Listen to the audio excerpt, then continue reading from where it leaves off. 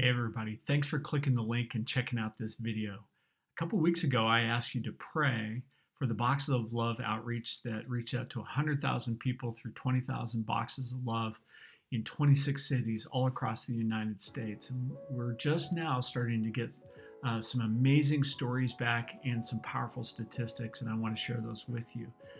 First of all, you may recall that we put a QR code on a number of these boxes, not all of them, because we just kind of came up with it last minute, where people could scan it with their phone and drive it to a website where they could hear the gospel and respond if they chose to. 3,000 people went to that website.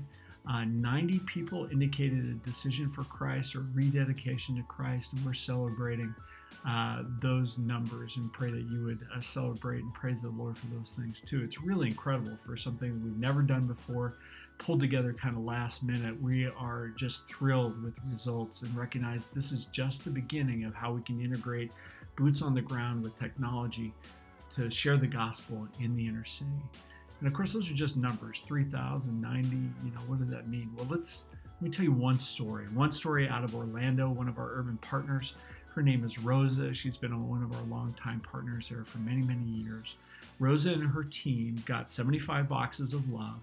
And what they chose to do is they got invitations in this particular neighborhood and kind of handed them out to people they knew had a need for food and said, hey, come and get a box of love.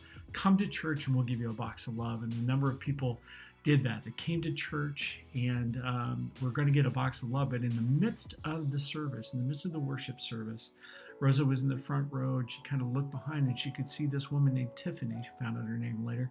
Tiffany was walking down the aisle with tears in her eyes, had a prayer card in her hand, and she laid it at the altar.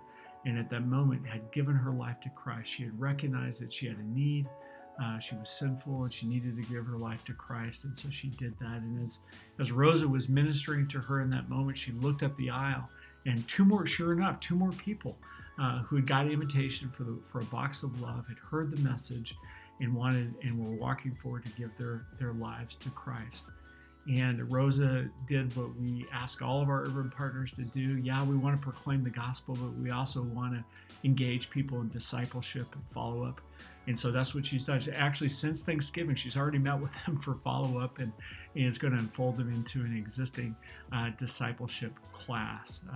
So will you take a moment and praise the Lord for me, for Tiffany and Carlos and Gloria, and for Rosa, our urban partner who is sharing the gospel through Boxes of Love. We recognize that that's just one story of thousands of stories all across the country that happened because you pray, because you're giving, and because we're working together to share the gospel in the inner city. Hope you're encouraged.